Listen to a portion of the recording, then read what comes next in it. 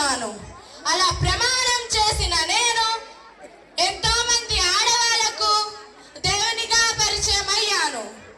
మా నాన్న గణపతి దేవునికి పుత్ర సంతానం లేదు, అందుకని నన్ను రుద్రదేవునిగా పరిచయం చేశారు. ఎన్నో బాధలు పడ్డారు. మా నాన్నకు పుత్ర సంతానం లేదని చిన్న చూపు చూశారు. అప్పుడు మొదలైంది నా అసలైన పాలన. అలా జరుగుతున్న నా పాలనలో గొడవ, అది కూడా ఒక నది కోసం. అప్పుడు నేను ప్రశ్నించాను, ఒక్క తల్లి పాలు తాగే అన్న చెల్లెలు, అక్క చెల్లెలు, అన్నదమ్ములు ఒకరు కారా?